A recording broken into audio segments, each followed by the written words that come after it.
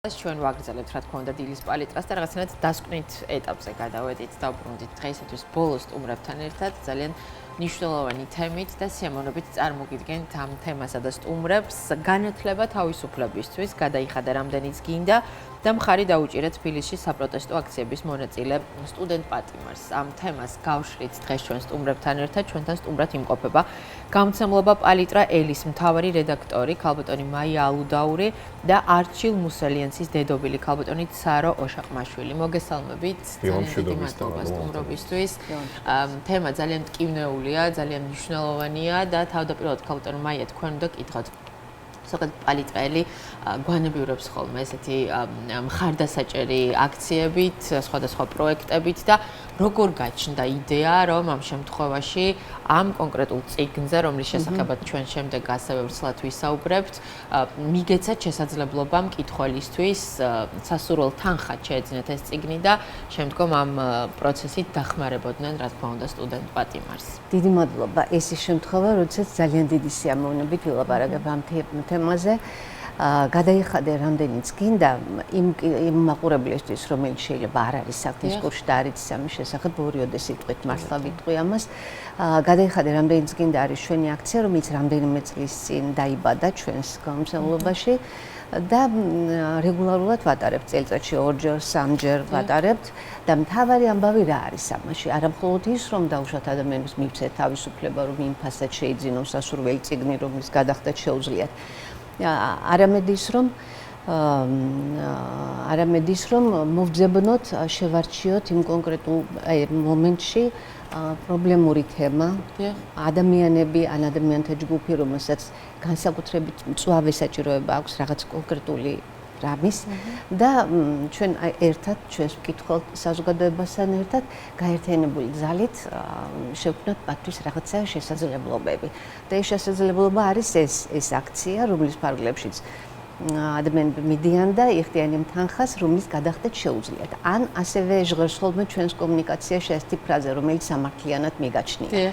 ეხლა მე თუ მკითხავთ სუბიექტურად 1 და 2 და 3 ლარი საერთოდ არ არის სამართლიანი, მაგრამ ეს იოტისოდნად არ ნიშნავს იმას, რომ ამითი ვინმე შეიძლება შეიზღუდოს პირიქით, რაც შეიძლება მეტ ადამიანთან გვინდა რომ მივიდეს ეს შეძახილი, ასე ვთქვათ, რომ მოგძანდით, მით უმეტეს რომ ამ აქციაში ყოველთვის რჩეულ წიგნებს ვუშვებთ და ვქმნით ძალიან კარგ პრეცედენტებს. ამ აქციას ყოლია ბენეფიციარი, მაგალითად, სტუდენტი, რომელსაც სოციალური მდგომარეობის გამო სტატუსი შეუჩერდა. ყოლია ბავშვთა სახლის ბენეფიციარები. ბოლოს ერთ-ერთი ყველაზე გახმაურებული აქცია იყო სინდისის პატიმრის ვეფხია კასრაძისთვის დახმარების გაწევა. ეს ერთ-ერთი ალბათ განსაკუთრებული აქცია იყო და სხვა შორის აქვე მინდა ვთქვა ერთი რამდენიმე გარემოება, რომელთა გამოც ვფიქრობ, რომ ეს ერთ-ერთი საუკეთესო აქცია არის, რაც კი ალბათ ჩვენი გამომცემლობის წიაღში დაბადებულა. აი ერთი კატეგორია ჯერთი არის ის, რომ ჩვენ უშუალოდ ჩვენ თვითონ ადამიანები, რომლებიც მუშაობთ ამ საქმეში ვართ და ჩვენი გუნდი ხედავს, რომ რწმუნდება იმაში, რომ რაღაცას მართლა კარგს აკეთებს და სასარგებლოს, იმიტომ რომ ამას ყოველთვის მოხდება ხოლმე ისეთი ძლიერი მხარდაჭერა მკითხველისგან. მეორე არის ის, რომ ეს ერთგვარი ბარომეტრია იმისა, აი როგორი განწყობა არის საზოგადოებაში, რის მიმართ აქვს მას მგრძნობელობა, რა აინტერესებს, რა აღვიძებს მასში თანაგრძნობას, თანადგომის სურვილს და ასე შემდეგ. და ესაც ჩანს ხოლმე ამაში ძალიან მნიშვნელოვნად.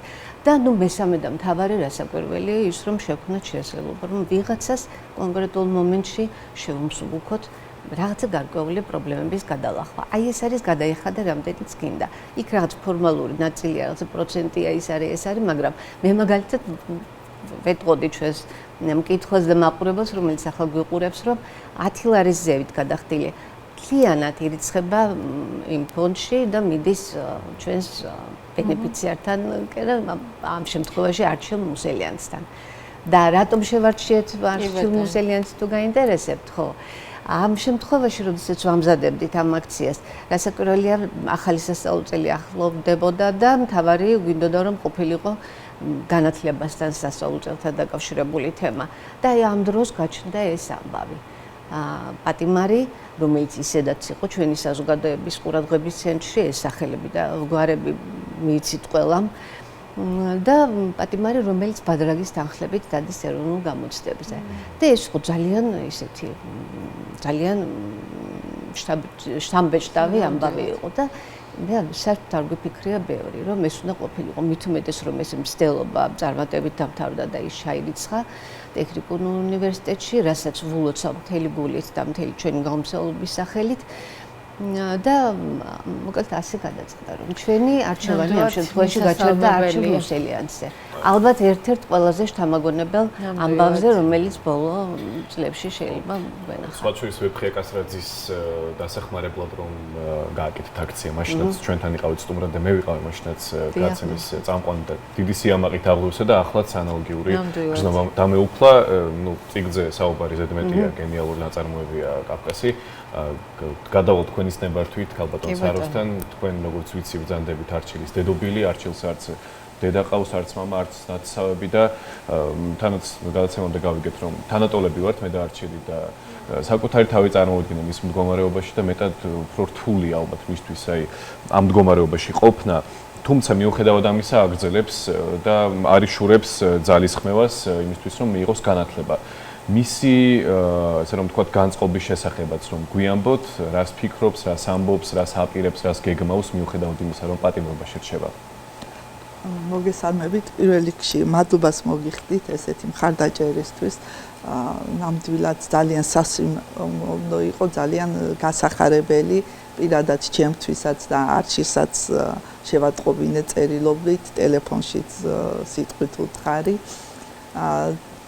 და არჩილთან დაკავშირებით მინდოდა მეთქვა, რა თქმა უნდა, ძალიან ნიჭიერი ბიჭია, ძალიან მიზანდასახული, სკოლაში სწავლობდა ძალიან კარგად, მაგრამ რადგან რაიონიდან იყო, მშობლები არ ყავდა, ვერ შეძლო გაგრძელება, იმიტომ თბილისში ჩამოვიდა სამსახური ჭირდებოდა მუშაობა, მერე ყავდა აღმზრდელი ბებია, რომელიც უკვე მოხუცდა, უცხო ქალბატონი იყო ის, რომელმაც გაზარდა არჩილი და ვერ შეძლო სწავლა.